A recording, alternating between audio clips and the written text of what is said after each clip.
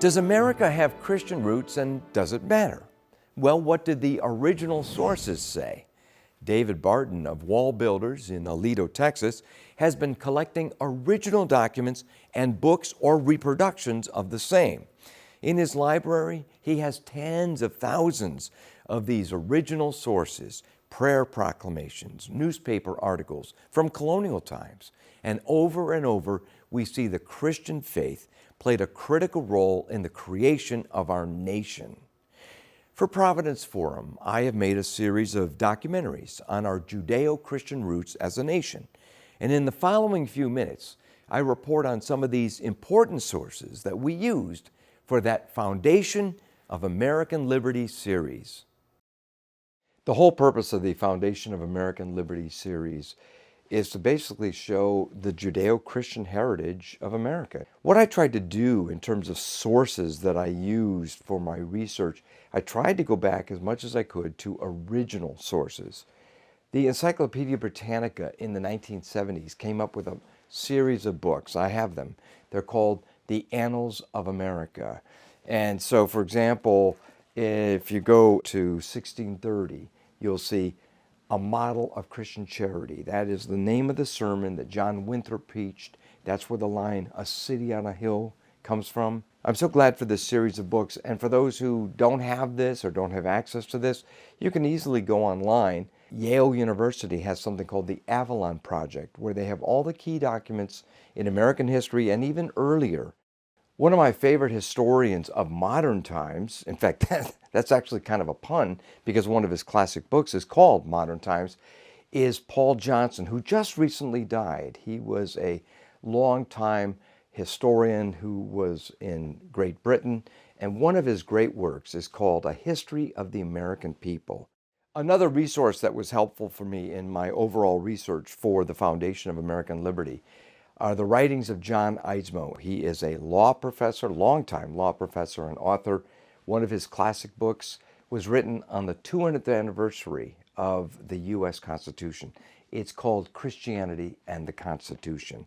George Bancroft was the Secretary of the Navy for the United States. He wrote a series of books on the history of the United States, and the final edition was the 1888 version in 6 volumes. And this is just one of the 6 volumes. But I found this very difficult to read, but I read it very carefully, took lots of notes, because Bancroft was a lot closer to the original events than we are, and he used a lot of the original quotes, and he did not edit out the Christian faith and its critical role in the founding of America.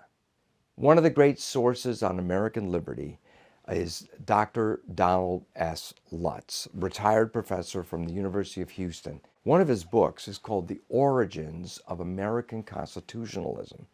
And this book is so profound because it basically shows how the biblical concept of covenants helped really pave the way to our 2 key founding documents in America, the Declaration of Independence and the U.S. Constitution.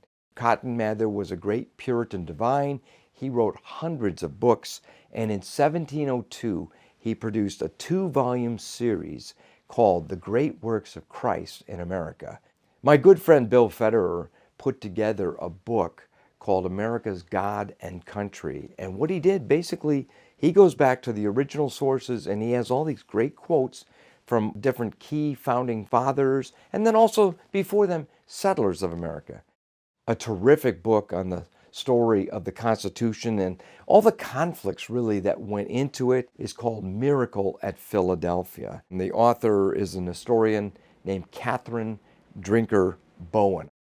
I co-wrote a book with Dr. Mark Belials, and the book is called Doubting Thomas, and it deals with the faith or lack thereof of Thomas Jefferson. In our book, Doubting Thomas, we show 2 things. Number 1, Jefferson was not a lifelong skeptic, and number 2, Jefferson certainly didn't believe in the idea of banishing God from the public square. I count it a privilege to have co-written a book with Dr. Peter Lillback, who founded Providence Forum, and it's called George Washington's Sacred Fire. And this book documents, beyond a reasonable doubt, 1,200 pages, 700 pages of text, 500 pages of footnotes, This book documents that George Washington was an 18th century Anglican. He was a huge reader of the Bible. America's true story is often getting lost in our time because of political correctness, because of the woke agenda. My goal was to get back to the original sources and show this is why we were great as a nation, our Judeo-Christian heritage. As Ronald Reagan once put it, America is one nation under God. But if we ever forget that, we'll be one nation gone under. The thesis that America began essentially as a Christian nation is controversial today.